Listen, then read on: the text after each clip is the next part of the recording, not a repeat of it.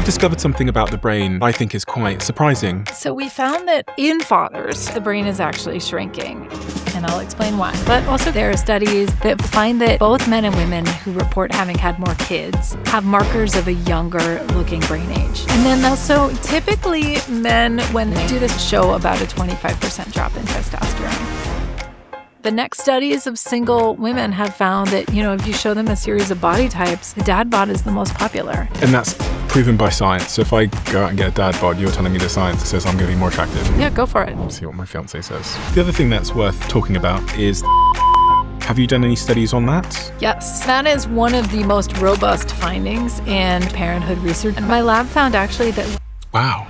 So I've always been really interested in families, and becoming a parent is one of the biggest transformations that you can experience. But I'm concerned about the declining birth rate, and I think that we've managed to market it as an undesirable choice. According to the CDC and Pew Research data, the US total fertility rate just hit an all-time recorded low. Yeah, the transition to parenthood can be really challenging. You are sacrificing yourself. It can be very isolating. You're losing your sleep. But becoming a parent, you are benefiting from this sense of connection and purpose. You will rediscover your priorities in a way that will ultimately bring a lot of value. So if all goes well, next year I will be a dad, and I would like you to give me some advice on becoming a father based on all the research that you have. So great fathers are made, not born. There's a lot you can do. I'm going to write it down. Love it. So first...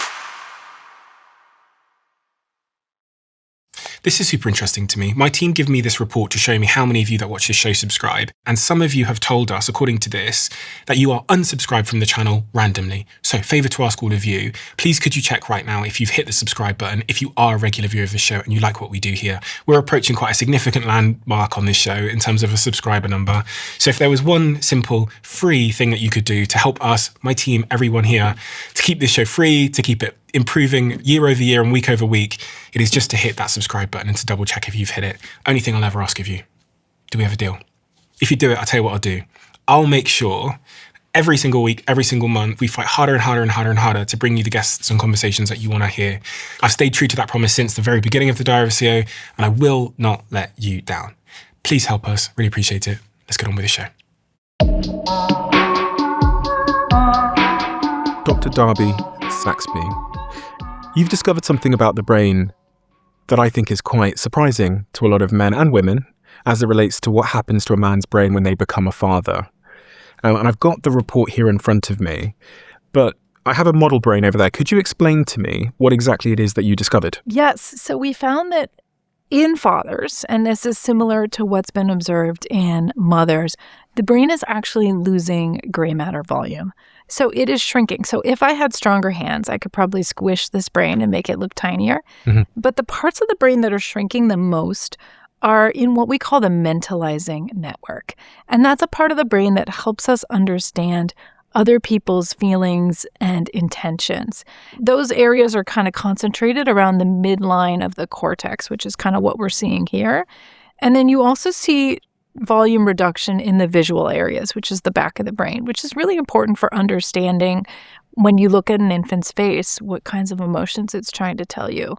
And so we see changes to those parts of the brain in new dads. In moms, we see changes to these same parts of the brain.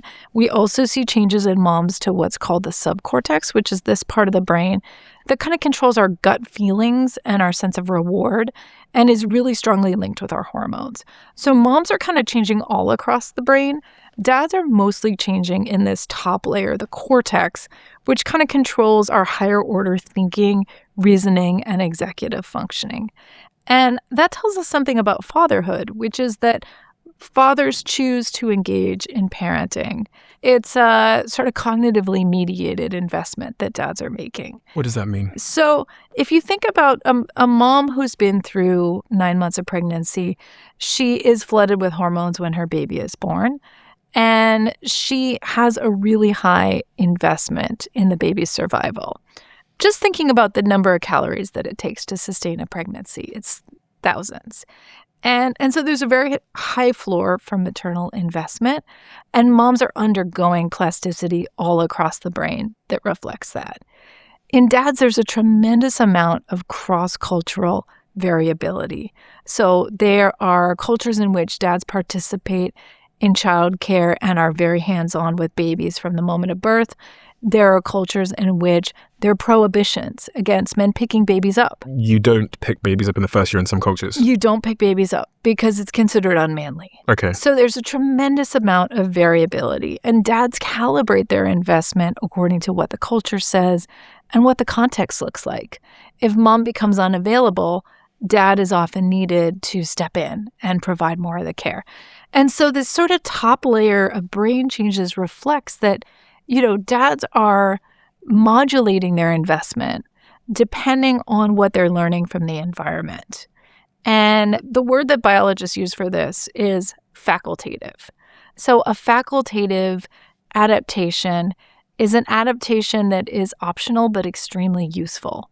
You could think about an animal that walks on four legs, suddenly having something really important to grab and switching to walk on two legs so that it can use its hands. Hands are really useful for that animal. Fathers are really useful for humanity. But are you saying they're optional? But they vary depending on situation. And I don't want to say that fathers aren't important. They're incredibly important. There are dads who are primary caregivers and even sole caregivers of children. But dads vary, and they vary depending on what is needed for children to thrive in their specific local context. And a woman's brain shrinks as well, but it shrinks a little bit more. Yes, it covers more of the brain, and it also shows a larger across-the-board volume reduction. And I should explain, volume reduction, we often think about deficit, mommy brain, you're forgetting things. Volume reduction is not a bad thing. What it means is that the brain is actually working more efficiently because it's building better connected pathways and better channels for communicating information. Is it accurate to say that the brain is focusing? Yes, exactly. So it's reshaping in a way that enables more efficient communication. It's learning, it's consolidating. So it's kind of like if you think about the director's cut of a movie that has lots of interesting extra scenes and characters, and then you watch it in the theater and it's like this lean, mean 2-hour cut, right? Like many of us prefer the theatrical release because it's easier to follow. And by getting rid of certain parts of the brain, that means more energy can be used in the other parts of the brain. Is that broadly accurate? Exactly. So that we're better able to focus on what matters.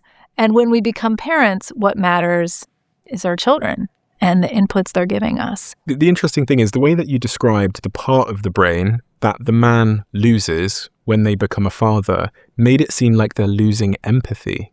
No, they're actually improving in their empathy because they're becoming more efficient processors of social information.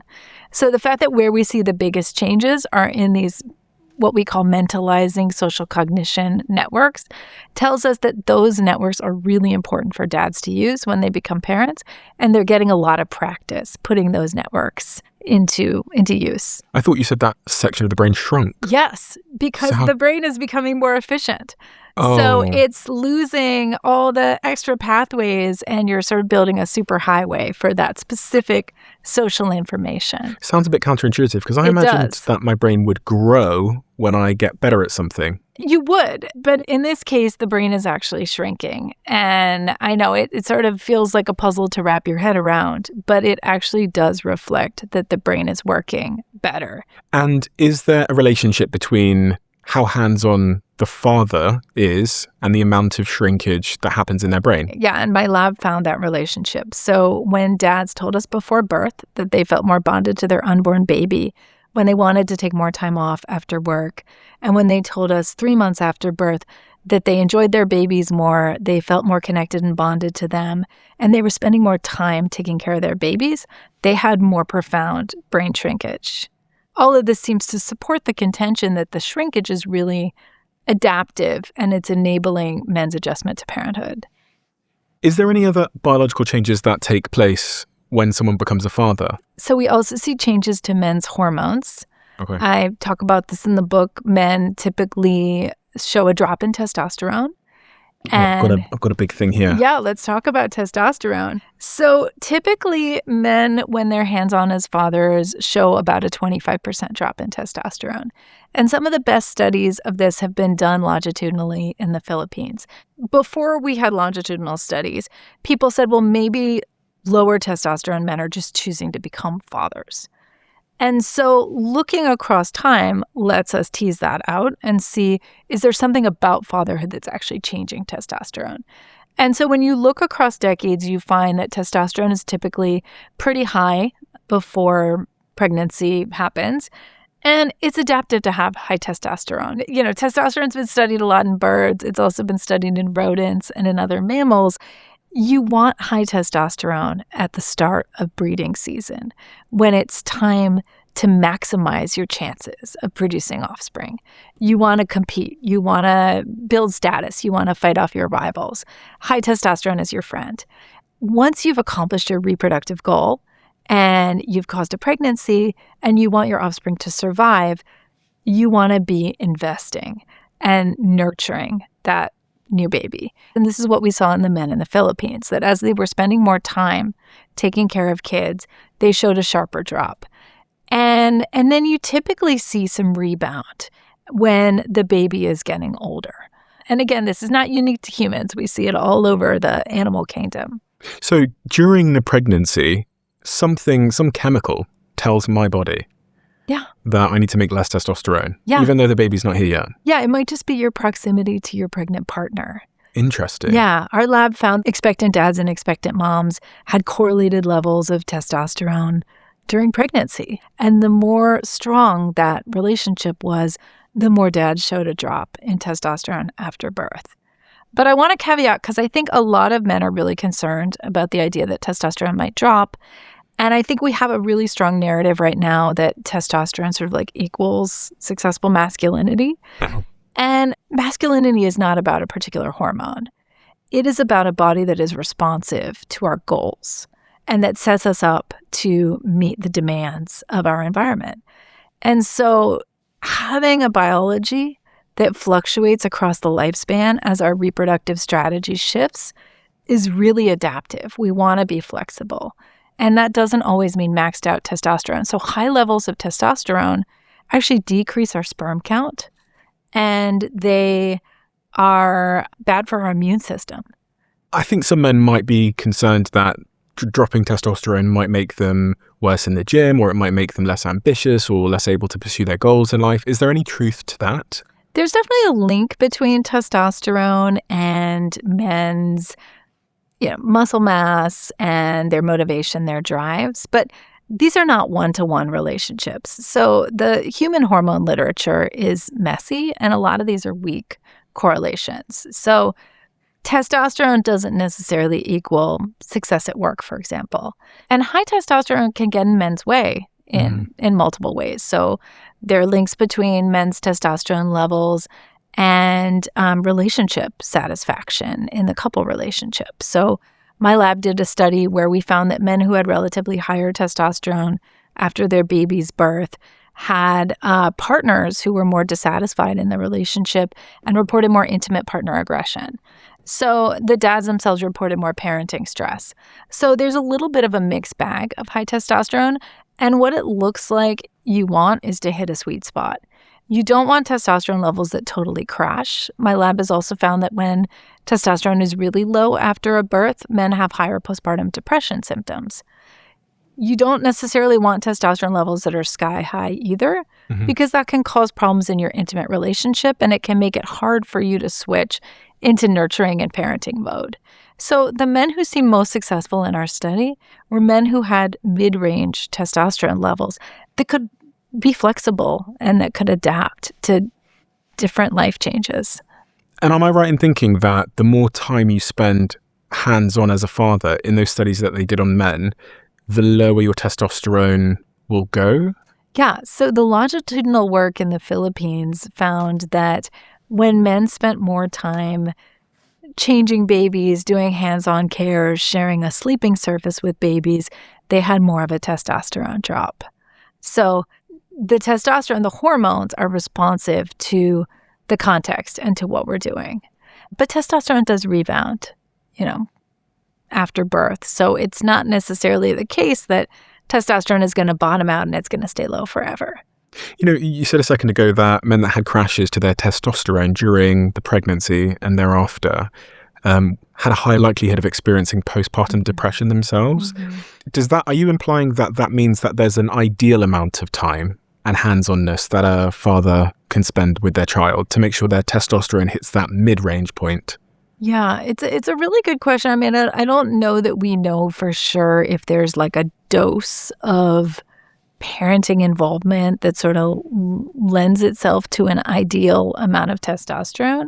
It's hard to optimize your way out of these natural changes. I don't want to discourage dads from being hands-on with their kids because they're worried they're going to pay some kind of physiological tax. I think it's more like make sure you're protecting your sleep, which we know is linked with overall health. Make sure you're getting time to exercise and to socialize, to participate in activities that bring you joy. Like those are ways to help mitigate your risk that I think will be more successful than trying to hit a particular hormone level. My brother is a year older than me and he has 3 young kids under the age of 7 now. They were actually just here, they've just left. But I noticed a remarkable difference in him when his wife, Julia, got pregnant. What'd you notice? Just a total shift in what he wanted out of life. Yeah. And so before growing up, I remember one day seeing him on the computer figuring out which job would pay the most money. And he was very, very smart. He is very, very smart. And he sort of orientated his career towards the job that would make the most money. And then he was successful. He went to LSE, got the job. And then shortly after graduating university, met someone, they got pregnant unexpectedly. And I watched my brother go from someone who was like really striving for material goals to someone who suddenly placed the material goal immediately after, how do I retire and spend the maximum amount of my time with my kids? Yeah.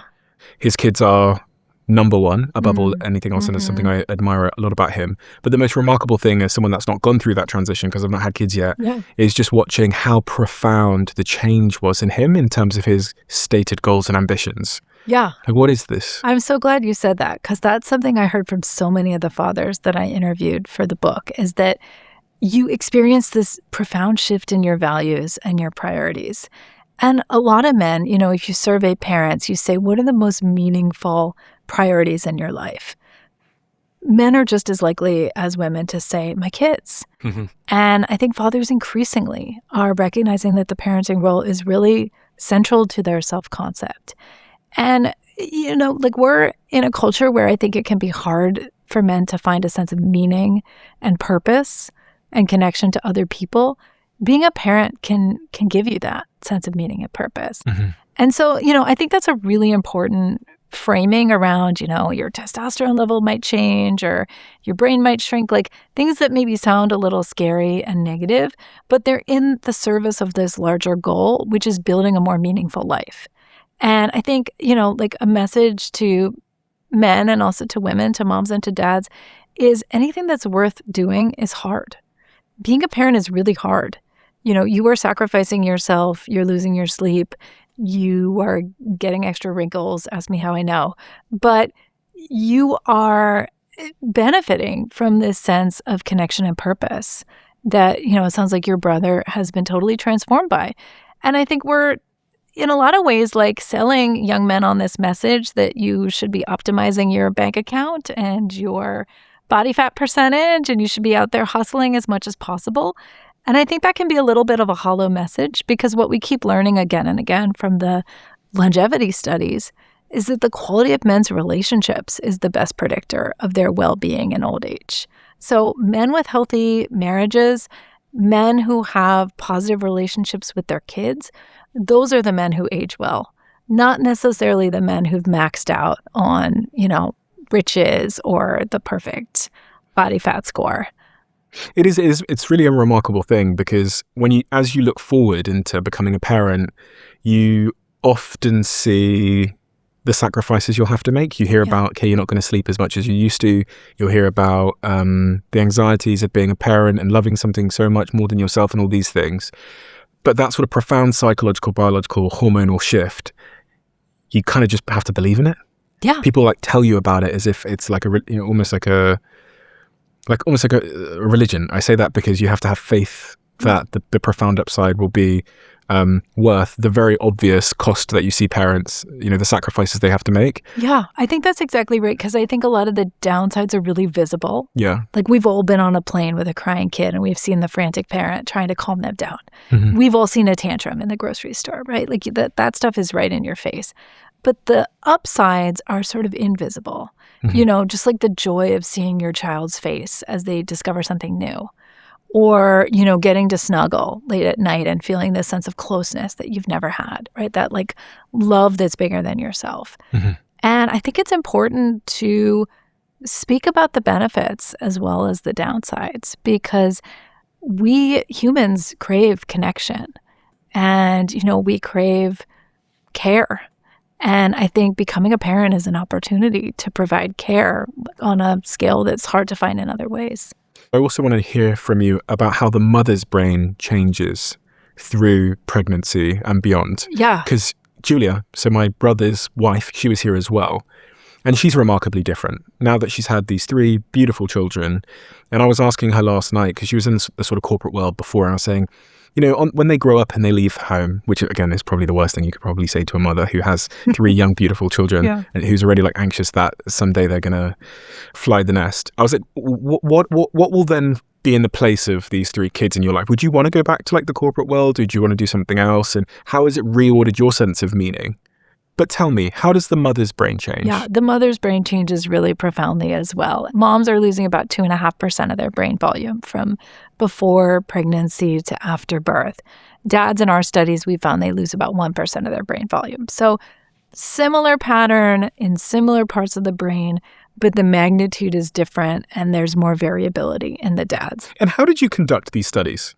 Like, what was the methodology? So we recruited a bunch of first-time parents. These were all couples that we recruited during pregnancy. Mm-hmm. Our only rule was that you had to be cohabiting and you had to be planning to continue cohabiting after the birth, because we really wanted to capture the dads and get their experience, being in proximity to their babies. And so we brought them into the lab. We asked them every question we could think of. We sampled their blood, their saliva, their hair. We had them fight with each other on camera. We scanned the men's brains.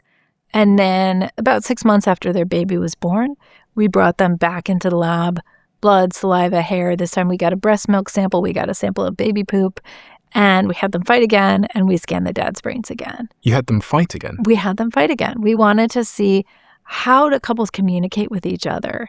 And does that change across the transition to parenthood? And also, what communication styles are going to predict better couple-level adaptation to becoming parents? How did you get them to fight? I need to make sure I don't do that. So we gave them a whole list of different topics. We said, these are topics that couples commonly argue about.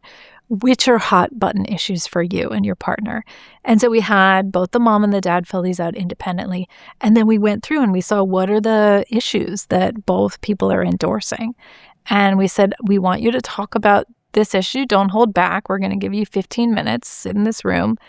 And we, watch them talk through it. They weren't, like punching each other, but the conversations were often contentious because they were talking about issues that were frequently objects of conflict. Mm-hmm. Okay. And what did you discover? So we discovered that when couples fought more negatively with each other, they subsequently reported more difficult birth experiences. And it's interesting because birth is a time in which moms need a lot of support. And the partner's often a primary person who's in the room providing that support. So when couples have, sort of like a toxic, difficult relationship, that can really color mom's experience of the birth.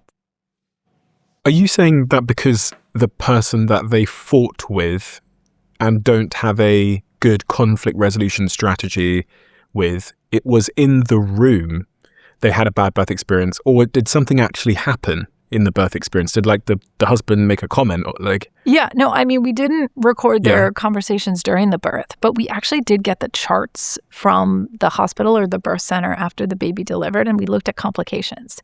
Okay. We looked at how medically complex the birth was. And we found that when couples fought more negatively and less positively during pregnancy. During pregnancy. So, they're about 6 months into pregnancy. A few months later, when it's time to deliver the infant, they had more medically complex births. And they also appraised the births as more stressful. So the conclusion is it's thinking about the couple relationship is actually important when we think about birth. There's been a huge sea change about how we deliver babies. Like it used to be that men were never in the birthing room. So babies were typically delivered with the assistance of a female midwife and female relatives. And it really wasn't until birth moved into hospitals in, the late 19th century, suddenly you had a male physician who's presiding over the birth. And then really it wasn't until the 60s and 70s that dads started to advocate for their inclusion in the birth room. They said, we don't want to miss this. We want to be present. But because historically dads have really not been part of the birth experience, we haven't necessarily thought about the couple relationship as a place to intervene. Mm-hmm. If we want to make birth go more smoothly, we actually want to be thinking about dad's mental health, and we want to be thinking about couples' relationship functioning, because those things might actually affect mom's psychological experience at birth. So you're saying don't fight during pregnancy? Yeah, or just find more effective ways to fight. You want to figure out ways to calm each other down, validate each other, not necessarily, amp each other up and get into these really negative spirals. I guess I want to push on a point of nuance here, because I'm concerned that expectant parents might be looking at each other right now as they listen to this episode. I imagine we've got a lot of expectant parents listening, and they're thinking, fuck, we had a fight last week and we've got the birth coming up in a couple of months. Yeah. There's nothing wrong with fighting. In fact, I'm a big believer that it's good to air out your concerns and grievances. What we were looking at specifically were negative conflict behaviors. Okay. Things like criticizing, showing contempt, stonewalling, so like refusing to listen to see the other person's perspective. Actually, one of my really smart grad students is working on a project right now where he's looking at like what is kind of like a magic ingredient that helps couples shift from being negative with each other to being positive with each other during these conflict tasks. He's like literally looking at the same task, and he's finding the ingredient is validation. So just conveying to your partner, I understand what you're saying. I see where you're coming from. I'm right here with you. I get it. Like those kinds of behaviors make a huge difference because they sort of take like a lot of the tension and frustration out of the conversation. As soon as you feel really heard by your partner, you know, the wind is a little bit out of your sails for being furious. I sometimes worry that a lot of people are waiting for perfection before they step into the next season of parenthood. Maybe I'm guilty of this myself a little bit to some degree. I think me and my partner talk about this sometimes, me and my fiance, about like, it doesn't feel like there's ever going to be a perfect time to have kids. Yeah. When you look at the nature of my life and her life, you go, look, crazy schedules. There really is no time right now. But I reflect and go, well, everything that I do now, including this podcast, at the time that I did the first episode, there was no time. Yeah. But I made the time. Yeah. And I sometimes worry that as young people, we are in a culture that is waiting for more perfection than is coming in terms of our romantic partner or our circumstances. And of course, there is a fundamental sort of basis of security that everybody needs to be able to bring a life into the world. And often people don't have that. Yeah. But I'm wondering what your thoughts are on that. Yeah. I mean, I had this conversation with my grad school advisor. I said, I would love to have kids. What do you recommend? When is the right time? And she laughed and she said, there is no right time. You just have to do it. You just have to make it work. Because once the baby shows up, you'll figure it out. And that was tremendously good advice and you know, led me to start having kids within the next few years after that conversation. Really? Yeah. I was like, okay, I guess it's time. I'm just going to go for it. I'm going to make it work. And it was hard, but we did, in fact, figure it out. And I think, you know, when you optimize everything and you feel like you need the perfect conditions. I need to own a house. It has to be this many bedrooms. I need, this level of stability. Yes, all those things are terrific. But historically, people had kids young and, often they found that having kids gave them a really strong impetus to get those things together. We used to think about having kids as like a cornerstone of a life. It's like a foundation. You do that and then you sort of build your career and everything else. Now we kind of think of it as like a capstone. It's like your crowning achievement. You've got everything perfectly set and now it's time to have kids. And I think the problem with that is, first of all, our biology doesn't always agree. We can sort of lose our best window in which to have kids. And I also think having kids isn't just an individual responsibility.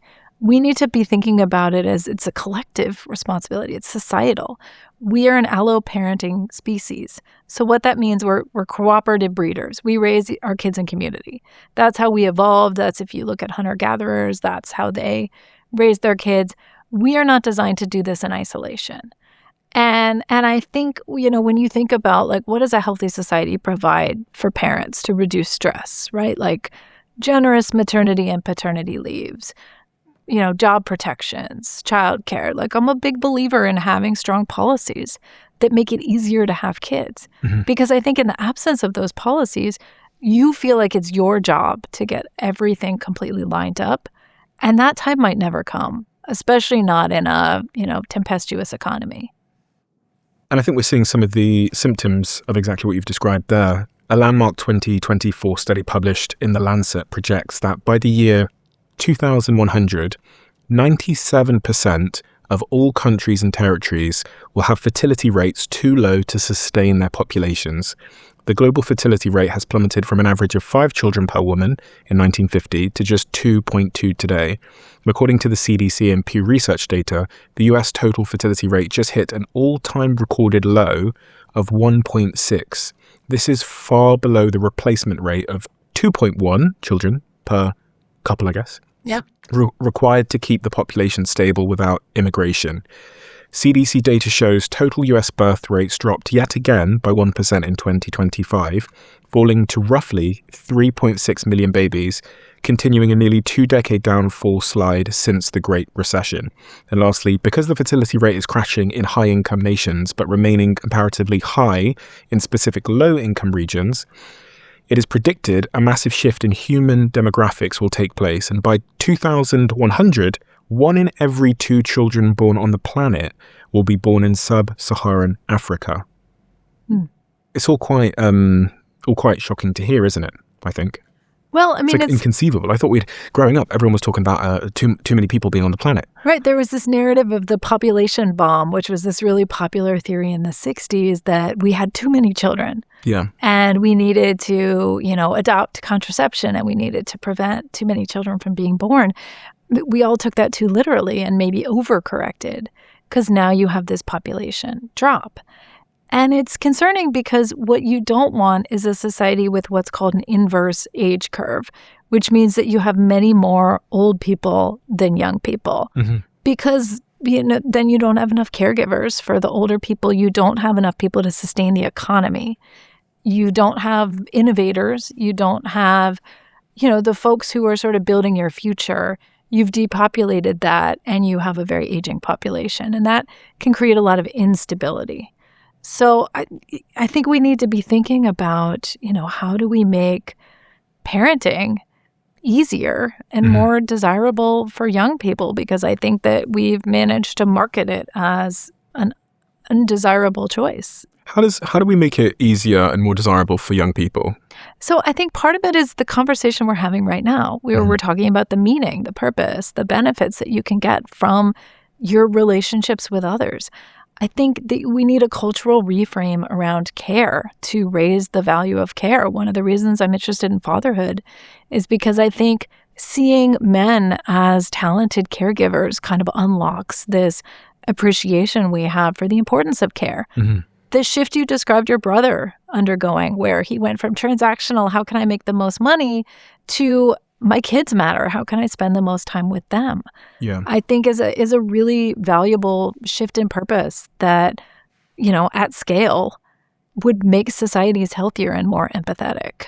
So there's like two things I think are worth saying here from my perspective. The first is I think it's important that we express the fact that not everybody can have kids because of, reasons beyond their control. I think the second thing is not everybody wants or should want to have kids, depending on their circumstance. Yeah. And the third thing is that I do feel in my personal circumstances, when I think about what I want from my life, again, this is about me, I do feel tremendously positively jealous of his life. Mm.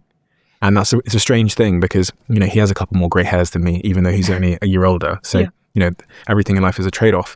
But the like deep sense of meaning and purpose that even I experience when those kids are here, like they were at my house for the last couple of weeks. And it's everything seems, incomparable in terms of like meaning to these beautiful children. Yeah, they're just endlessly curious and fascinating. And, there's very little you can get from scrolling on a screen that to me is as fulfilling as what you can get from watching a baby learn something. It used to be that working for yourself was a massive, massive risk, but that world has completely changed. If you've got a business idea that you can't stop thinking about, I think you owe it to yourself to at least try and make it happen. And that is where our show sponsor, Shopify, comes in.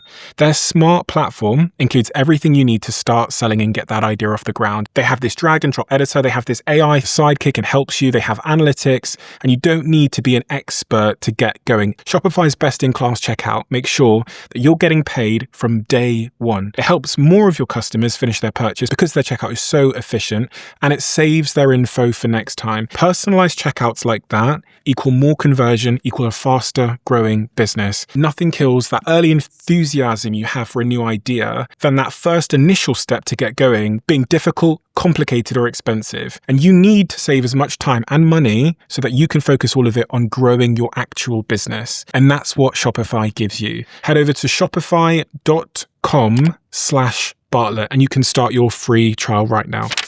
One of the things you've heard me talk about quite a lot over the last couple of years, and this is something that's true in business and content, but also with everything in life, is that consistency is the thing that really, really compounds. The same is true in sales. When your team is small, consistency happens naturally. The team knows of every deal, so nothing gets missed. But as I've experienced, when you grow, this starts to break down and deals start to slip, follow-ups don't happen, leads go cold that shouldn't have. And when this happens, a lot of leaders look at it and think they have a people problem, when actually it's a systems problem. The businesses that I've watched scale well commercially all have a system their team uses every single day. And for my team, that system has been our sponsor, Pipedrive. It's an easy to use intelligent CRM tool for growing sales teams that gives you visibility of every deal in your sales pipeline at every single stage. And it shows you what needs to happen for that deal to move forward all in real time. It's what keeps our commercial operation consistent when we were a team of 5 or when our commercial team was a team of 50. Over 100,000 companies are already running their sales on it.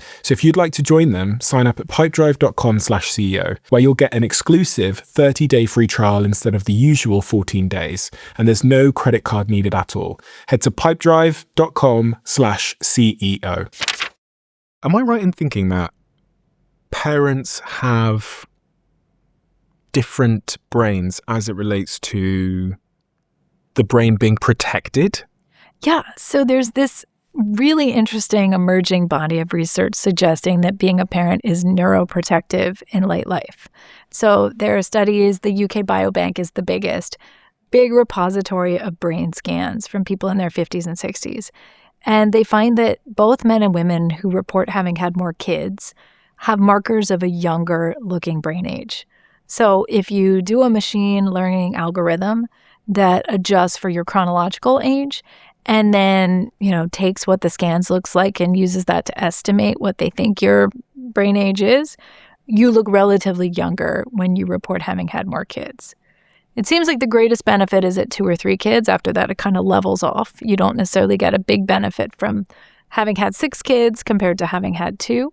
But it suggests that there is something about the practice that you get to your social brain and to your empathetic brain that is really beneficial to your, brain plasticity and functioning later in life.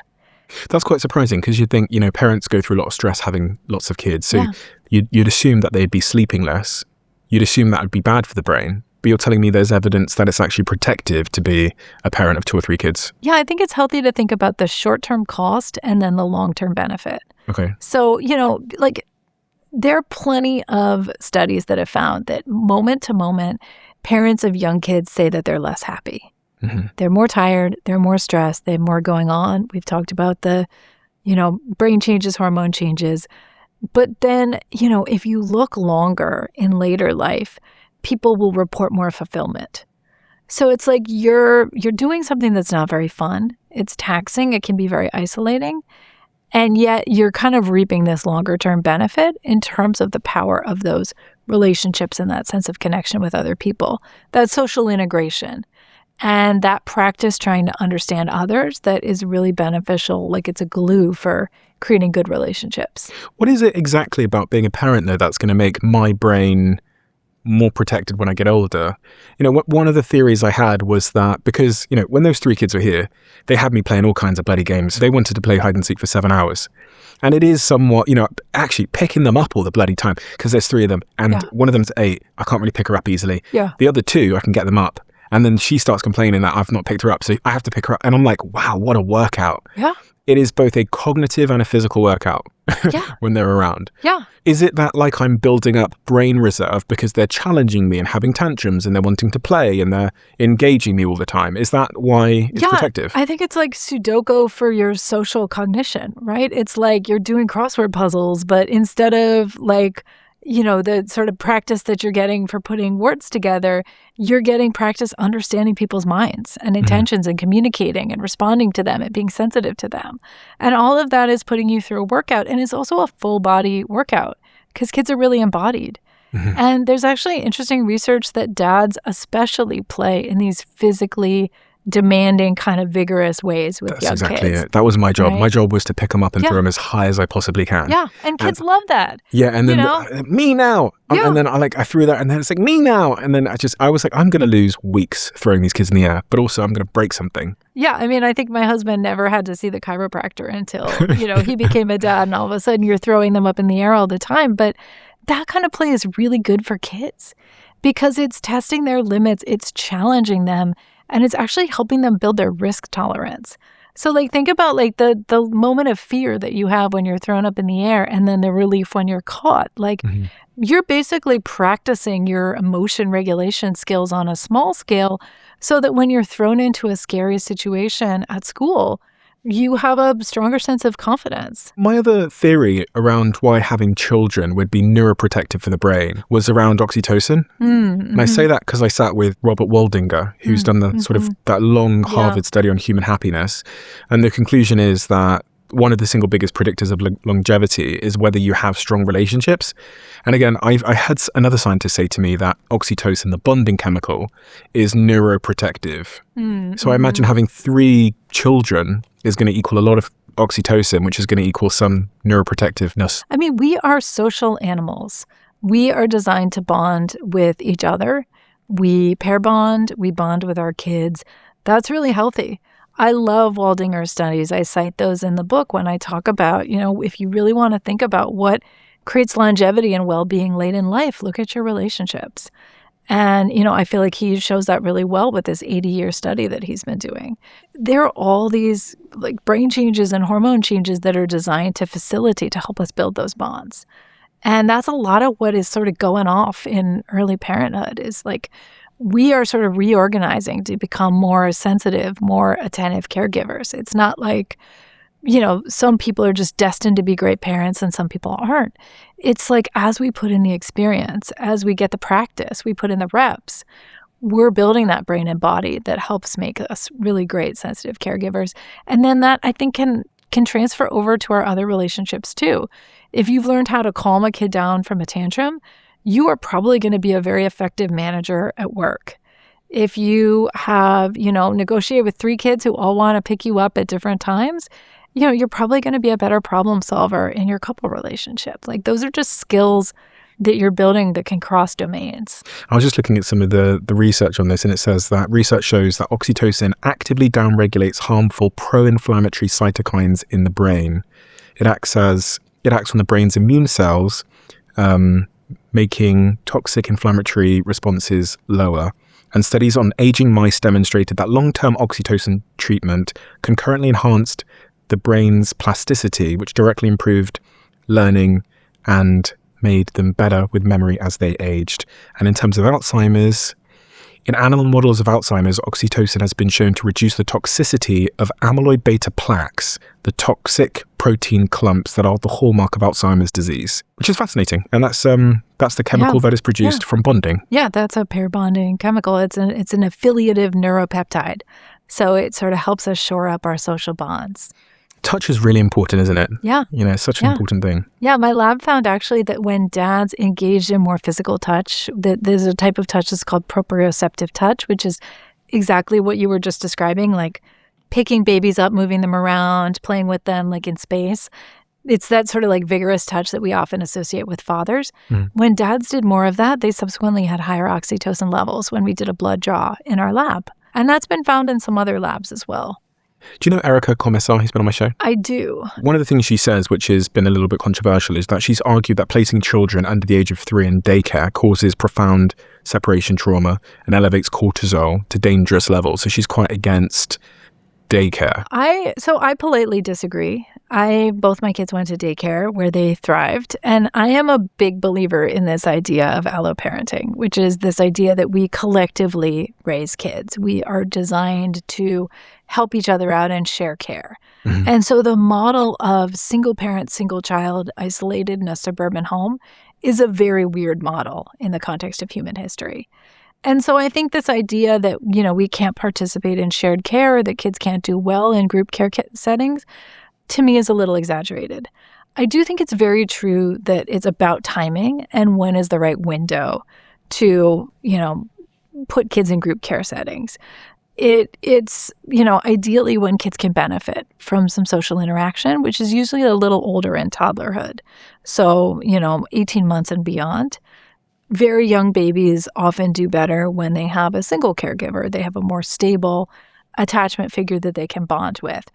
But babies can form really strong attachments with their dads, with a caregiver. It doesn't necessarily have to be the case that mom is the only person that needs to be present for every moment of an infant's life, because I think that model is not terribly sustainable for parents. And parenting stress is really bad for kids. And this goes back to the birth rate conversation. I think we need to be thinking about parenting in ways that are sustainable, that allow us to get help.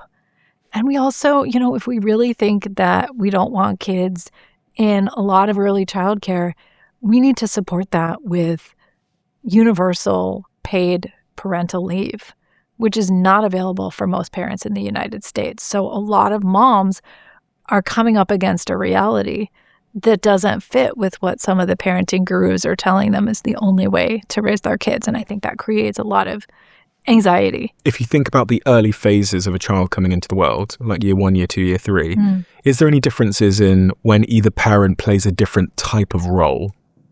There's a little bit of difference, and it sort of depends on, what the parent styles are and what the kid's situation is. But there's a chapter in my book where I talked with Richard Reeves, who's done a lot of great work on masculinity and manhood. And he says he thinks dads should be able to get paternity leave up to their kid's 18th birthday.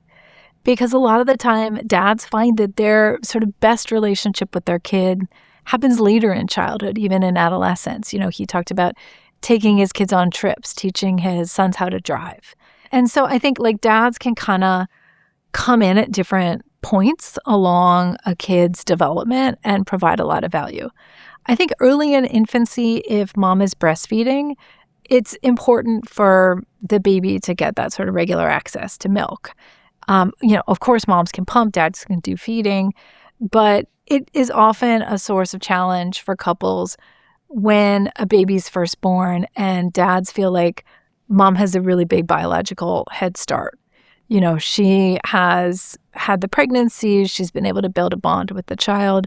Breastfeeding is like this magical formula that she can give the baby to help soothe. And so I think a lot of dads struggle to find their place in early parenthood in the first year or two because they're like, what am I supposed to do?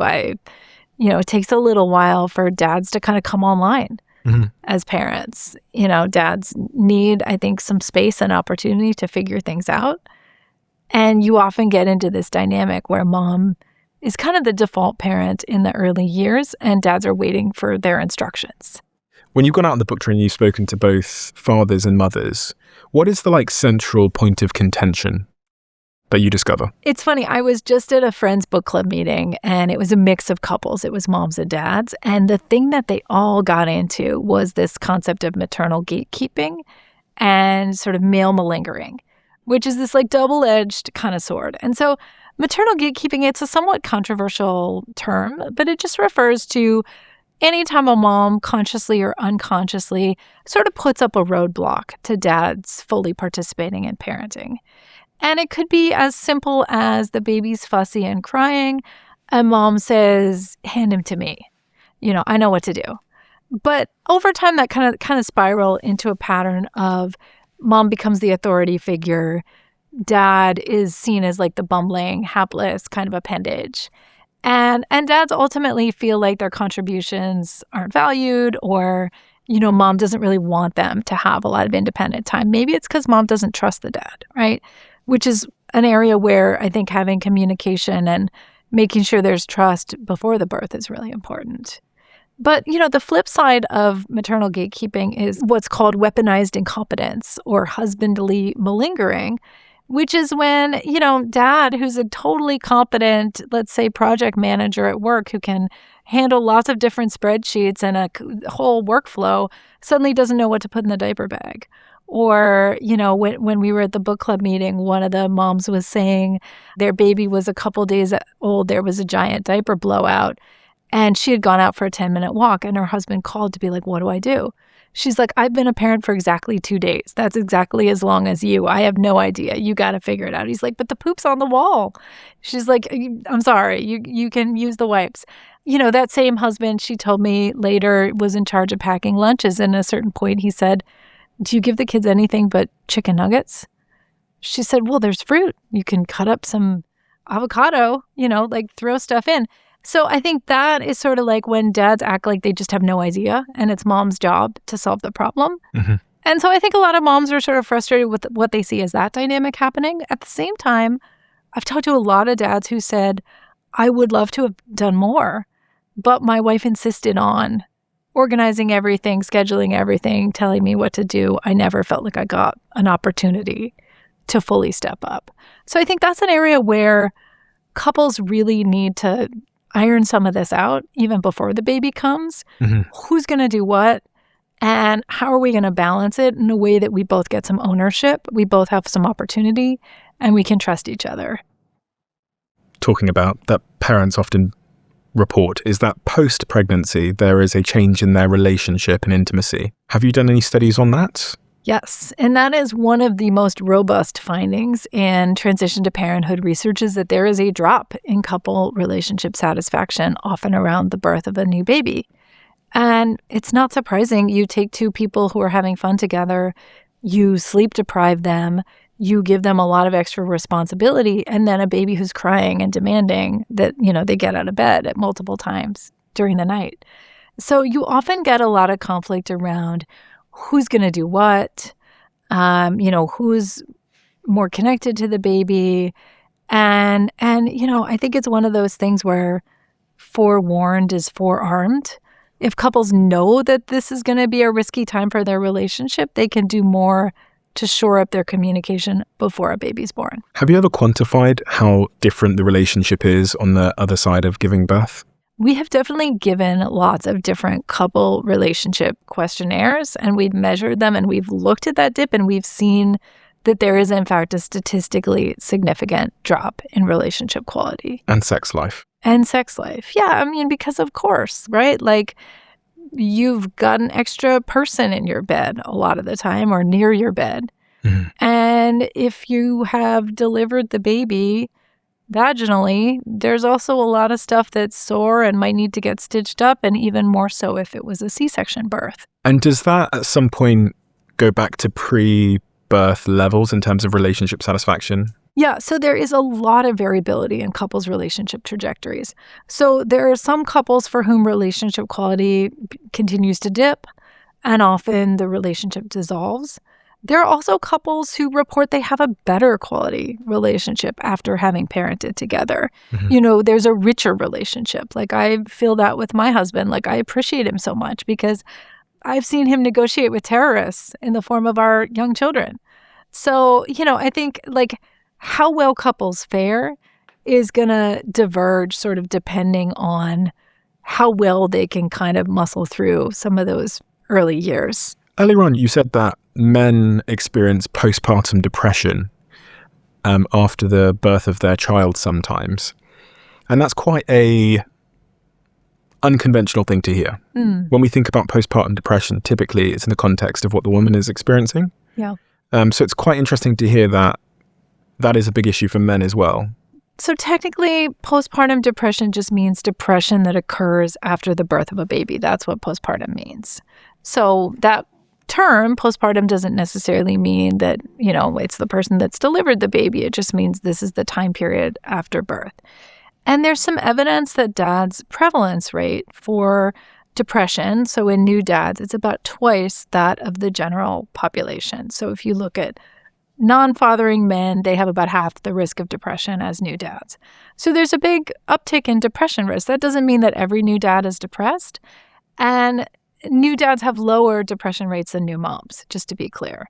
But it's also not a competition. It's not a zero-sum game. And I think there can be a lot of consternation, understandably, from moms who feel like we have fought for the term postpartum depression to be widely recognized by the medical community. We've advocated for this.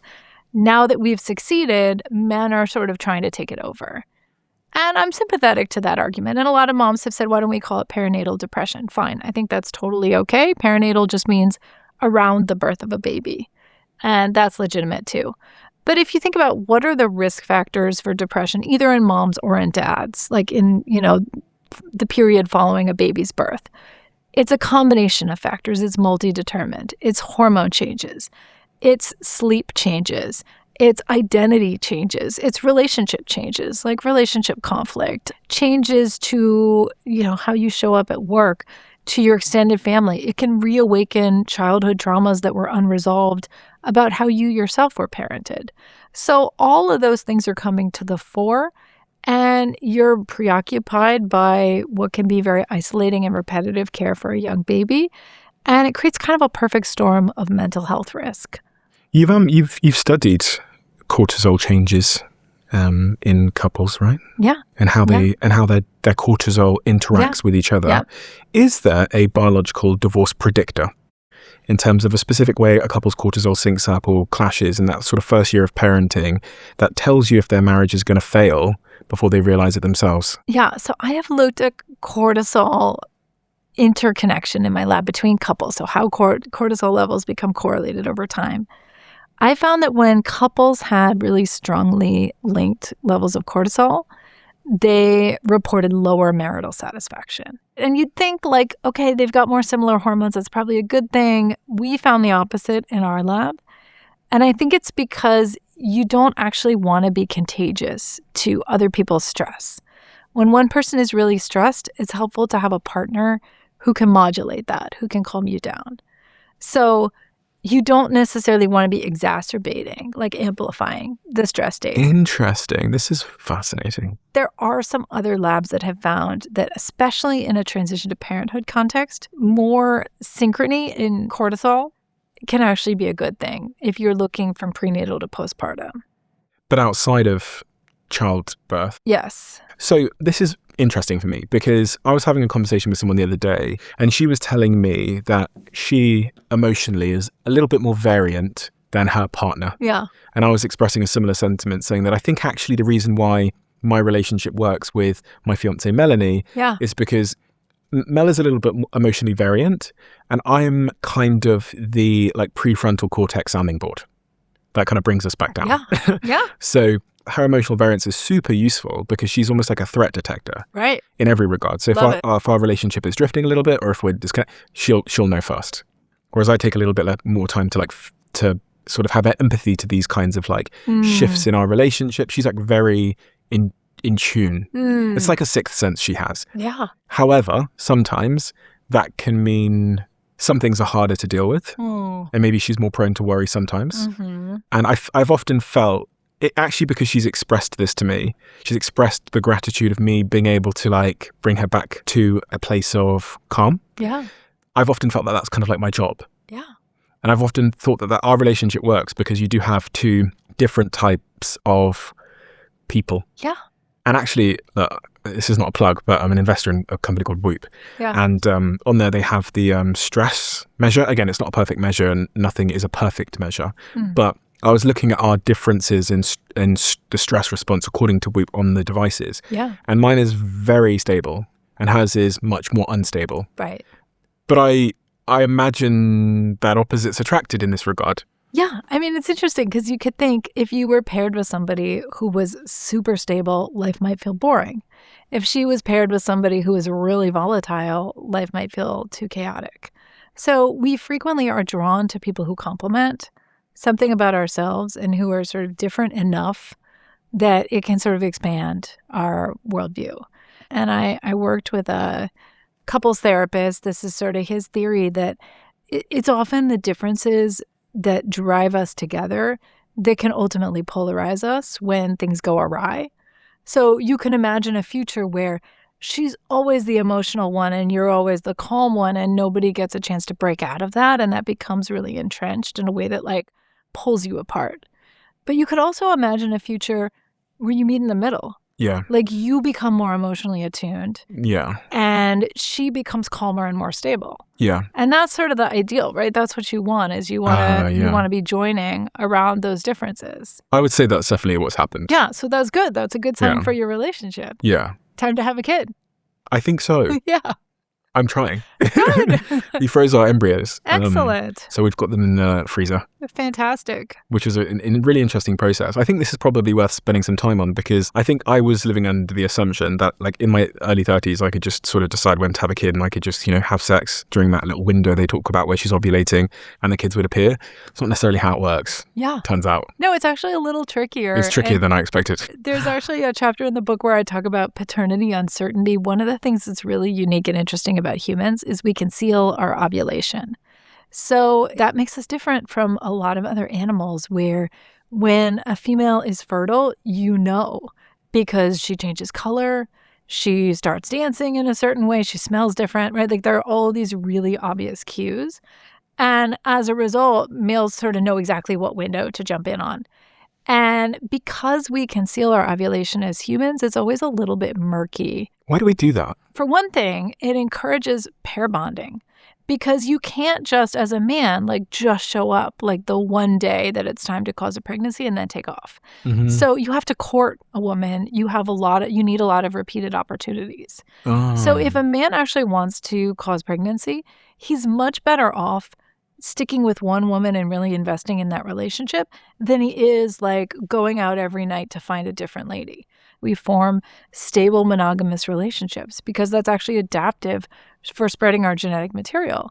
And it also reduces aggression. So there's one theory that it reduces rivalry between women. If you know that one of the ladies in your group is fertile and you have it out for her, you want to take her out during her fertile period, right? So concealing ovulation actually reduces that rivalry, that aggression. Oh, okay.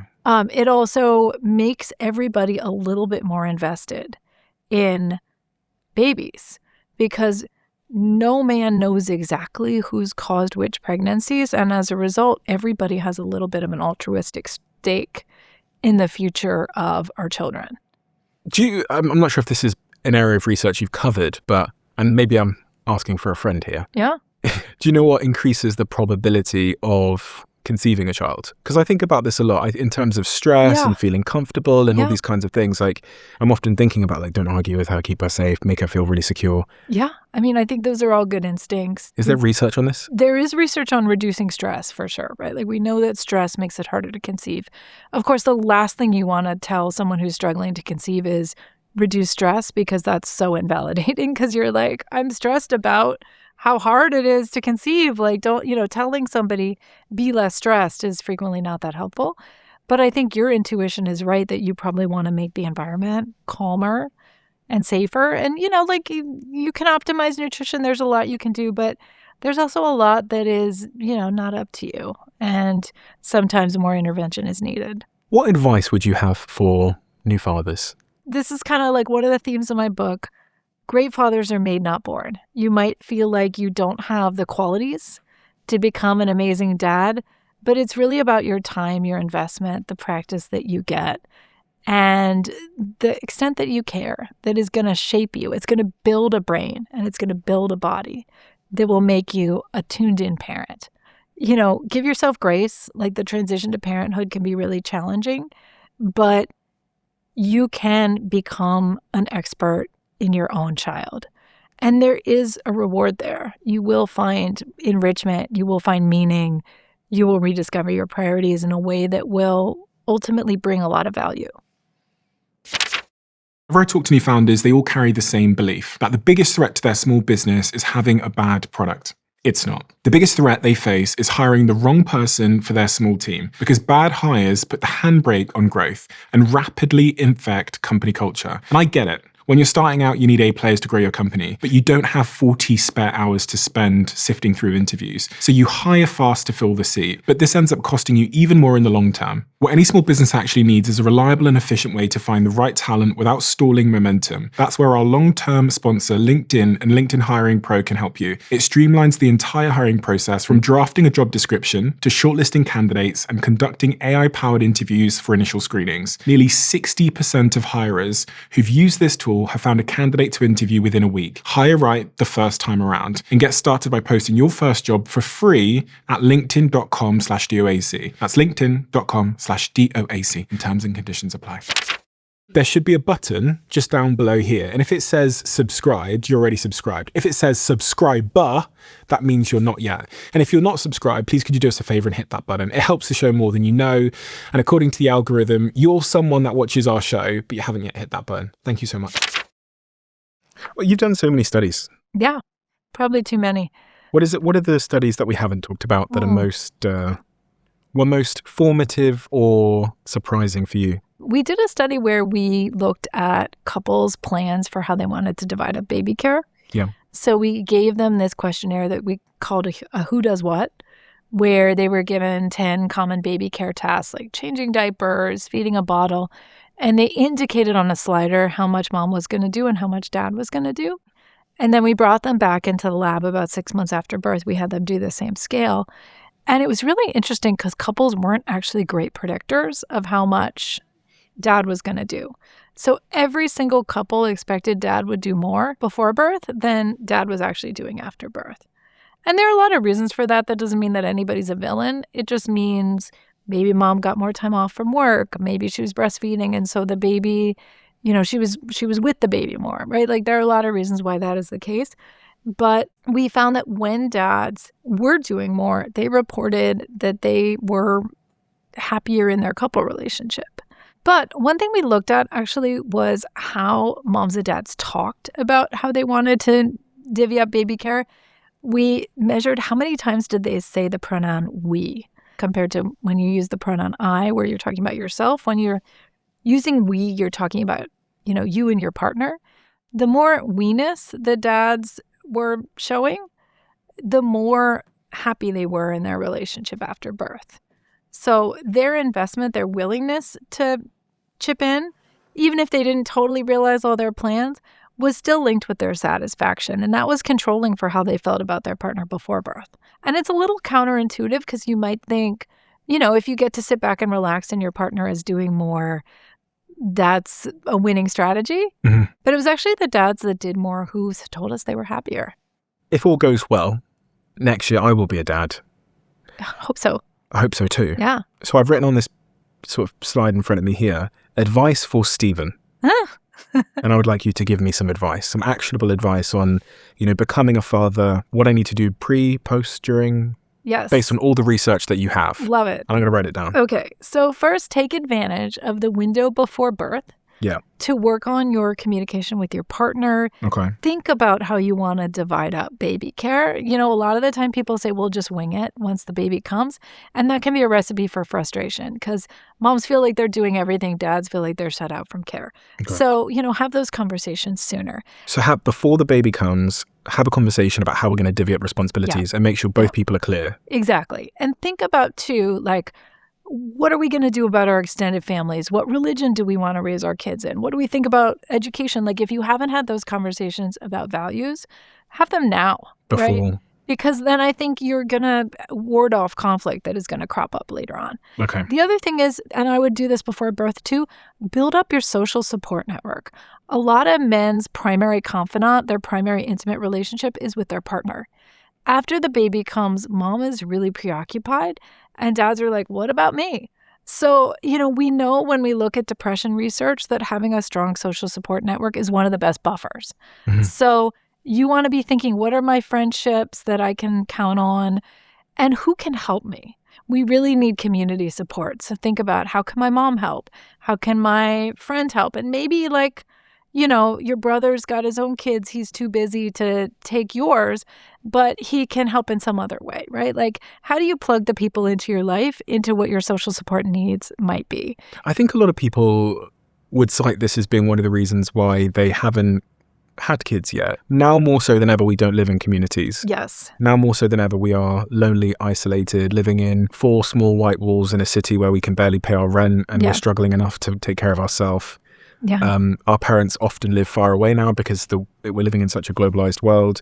So feeling like you don't have the support around you to give birth when you're like scraping through in a job, it doesn't make a lot of logical sense as to why people won't choose to have children. Yeah, it's a huge problem. And I think a lot of parents really struggle with feeling lonely and isolated. And so when I say, take the time before birth to build up your social support network, that doesn't just mean with your existing friendships and family, right? Like sometimes we end up far away from those people. It also means build community with other expectant parents, with your neighbors, right? Like we thrive when we build community.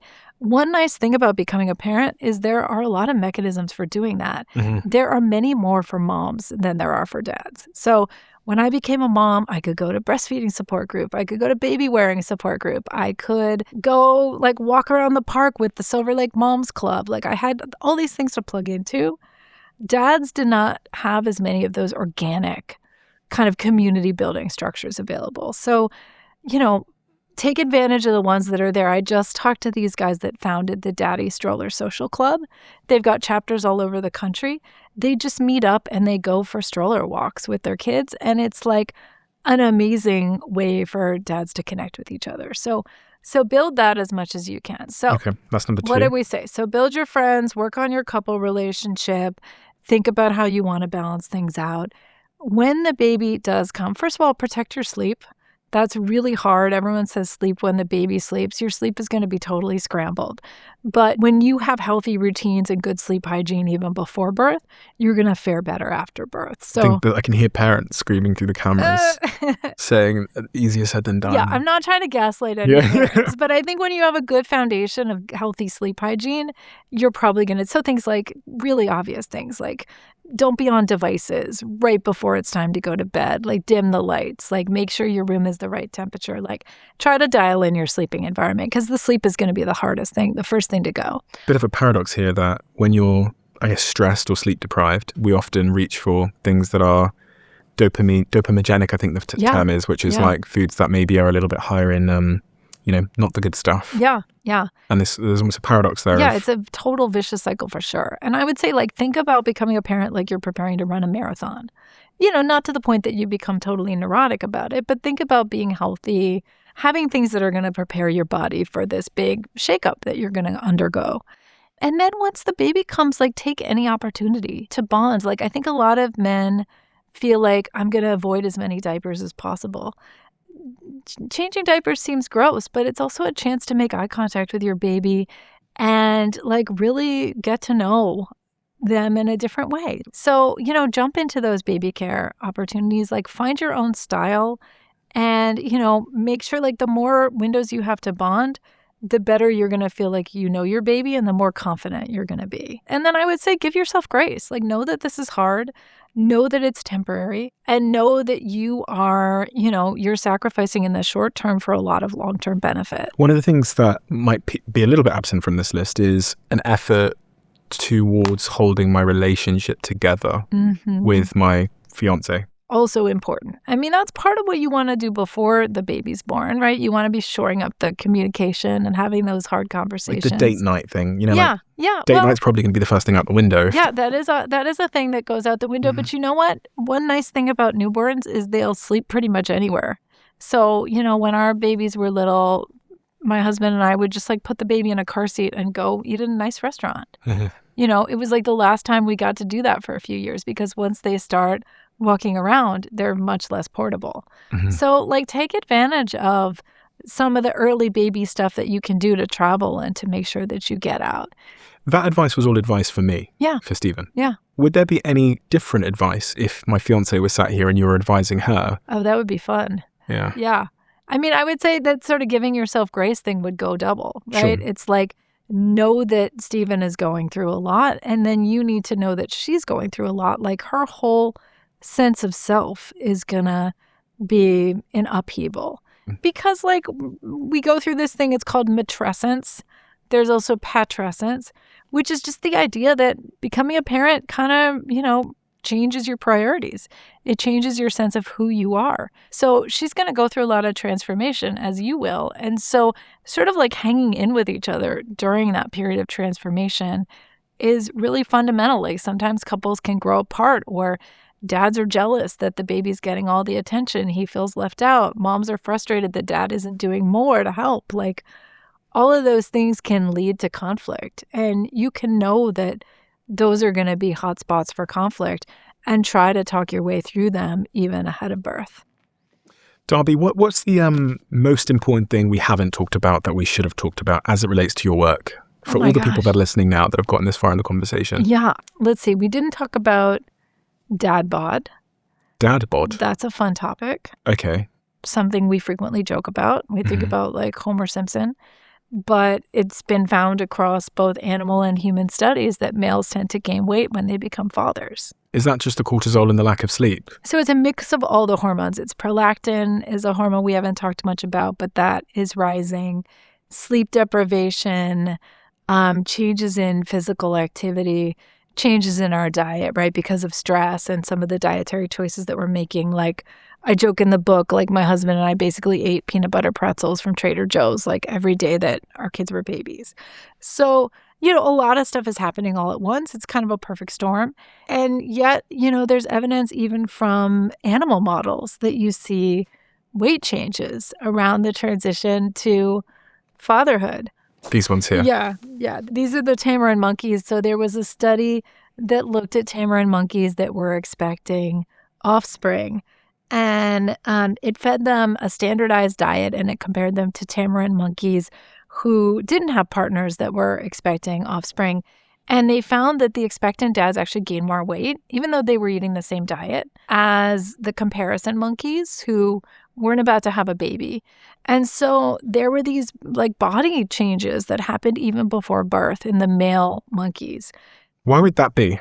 It's probably adaptive. Like if you think about increasing your body size to be more imposing and to better ward off attacks from rivals. And you also want a buffer in case there's scarcity, right? Like you want extra fat. It looks less adaptive in a kind of modern context when we have a very obesogenic environment. And, you can start to see more cardiometabolic risk. But one thing I talk about in the book is women actually like a dad bod. Studies of single women have found that, if you show them a series of body types, the dad bod is the most popular, sort of like a mildly, kind of like lightly marbled male torso. Lightly marbled torso. I don't know if you remember like the Ollie Murs, the British singer who like did a big tone up at the gym and posted selfies. He had like a 12-pack or something.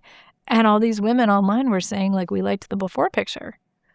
So, there's something to be said for the reproductive signal of a dad bod. But part of it is if you show women torsos of different kinds of male body types, the sort of dad bod is one that women say he's more likely to be a hands-on father. He's probably going to be more attentive. He's going to be more caring. And those are things that are really attractive to women. And that's proven by science. So if I go out and get a dad bod, you're telling me the science says I'm going to be more attractive? Yeah, go for it. Yeah. Okay. Yeah, worth a shot. See what my fiance says. Yeah. How much of your work has been influenced by this? Oh, this is my dad. So much of my work. My parents got divorced when I was 9, and my dad became a solo parent to me and my brothers. My parents ultimately worked out a joint custody schedule, so we were 1 week with my dad, 1 week with my mom. We switched off every week as I was growing up. And he became a really great dad. Like, he had a major learning curve. He wasn't a hands-on dad. He was like an 80s dad who, showed up for the big stuff. But when he was alone with the 4 of us, he suddenly had to be the guy making our meals, the guy helping us with our homework, the guy driving us to sports practice. He really rose to the occasion, and I'm still really close with him. How do you think that's influenced your overarching mission and your focus on, dads and parenting? Yeah, so I've always been really interested in families. And, they say like psychologists are always trying to fix the thing that went wrong in their lives. So I'm probably like, as someone who's interested in couples and families, wanting to reverse like my own parents' divorce. But I also like seeing my dad be a great caregiver and then realizing how much parenting research is solely focused on moms makes me realize there's like a real gap in the literature. Like, men play a really important role in parenting, and I think deserve a lot of recognition and respect for that. It's interesting that I'd never heard before that there was really any changes that took place in a man's brain when a man becomes a father. I mean, I think it's not something that gets talked about a lot, which is why I wanted to write about it. But, we are dynamic. We're plastic. We humans adapt. And becoming a parent is one of the biggest transformations that you can experience. Have you ever done any research on the impact that divorce has on children? Not a lot, no, which is ironic because I am a child of divorce. But there is some research about it, and there's definitely some evidence that it can create some challenges for kids. And have you ever done any research on, or do you have a view on whether humans are supposed to be monogamous? Well, okay, so the best way to describe humans is we're sort of monogamous with benefits. And, you can see that if you look at the difference in our body size. So, like, male humans are a little bit bigger than female humans, but they're not, like, twice as big. Mm-hmm. So, like, male gorillas are way bigger than female gorillas. There's, like, a huge size differential. And, that says that, like, the male gorilla model is one of, like, harem dominance. Right? Fully monogamous animals are exactly the same size. Like prairie vole males and females are almost exactly the same size as each other. They have like no size differential. So that's like real pair bonding. Mm-hmm. So we're sort of like somewhere in between. There are a lot of societies with different models. You have polygamy, which is one man with lots of women. You have polyandry, which is more rare. That's one woman with lots of men. Only a few societies that have that model. But monogamy is actually the most common across lots of different cultures and societies. And I think it brings us some benefits, in part because of the concealed ovulation piece that helps motivate men to be more invested in a single partner, but also because it generally is good for kids. What are you concerned about? I mean, our future as a planet. Which part of our future as a planet? So I definitely am concerned about what we've been talking about, the declining birth rate. Mm-hmm. I'm concerned not just because it portends problems, in our future societies, but because what it signals, I think, about young people's hopefulness for the future, right? I think when you look at the world and you say, I don't want to reproduce, I don't want to bring children into this world, it to me suggests like a nihilism and a darkness that concerns me.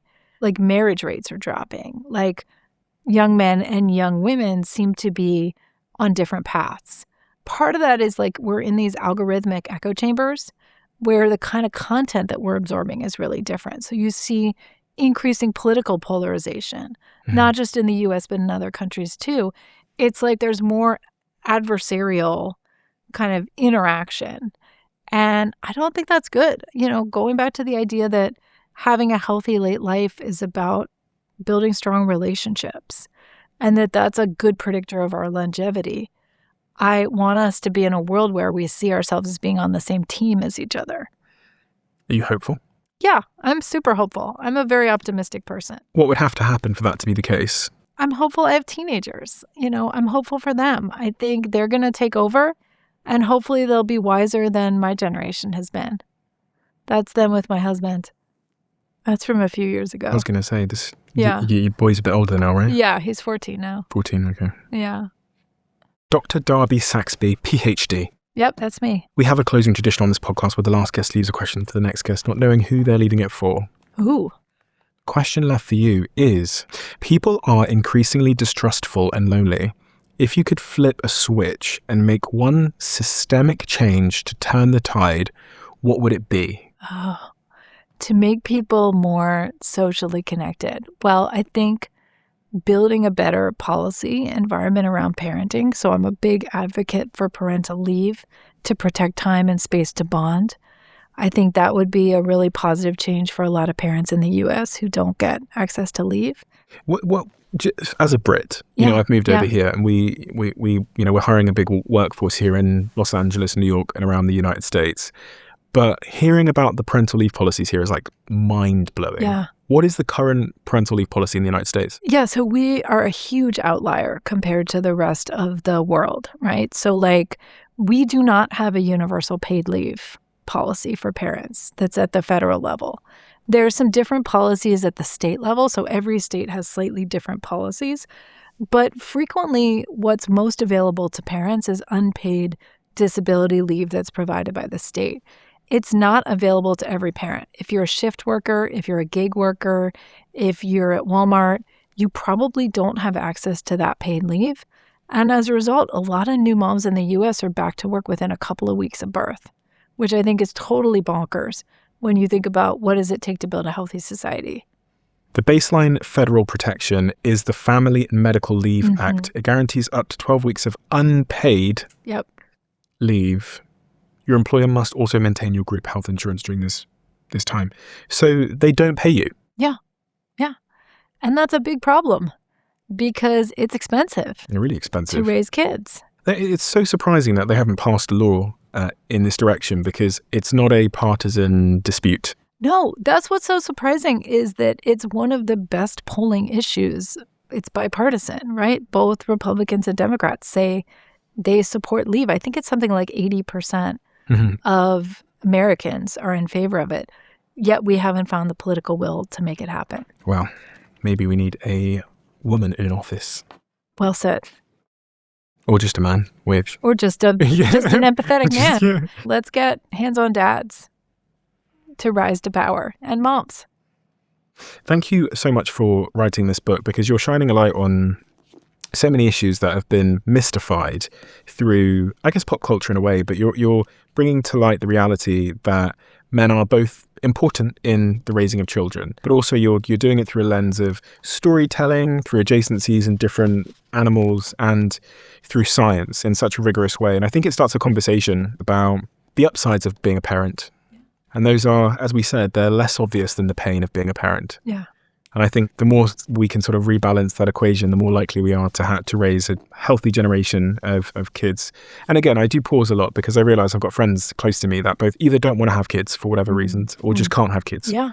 So there's often the sort of stigma can go both ways in some regard. But I'm someone that wants to have kids, and it was fascinating learning about your work, and it was helps me to prepare for what I hope will be the most fulfilling journey of my life. So Dr. Darby Saxbe, thank you so much for your work. If everyone wants to go get your book, I have two versions here. I have the UK version and I have the US version. I'm going to hold both of them up here, and I'll link it below for anyone that wants to have a read. Absolutely fascinating. And the great thing about your work is you do the sort of first-party research yourself. And you're at the very forefront of what we know about what it is to have a dad brain, but also more broadly about couples, how they interact, and where they can sometimes go wrong. Thank you. Thank you so much for having me. This was a delight. It's been a pleasure. YouTube have this new crazy algorithm where they know exactly what video you would like to watch next based on AI and all of your viewing behavior. And the algorithm says that this video is the perfect video for you. It's different for everybody looking right now. Check this video out, and I bet you might love it.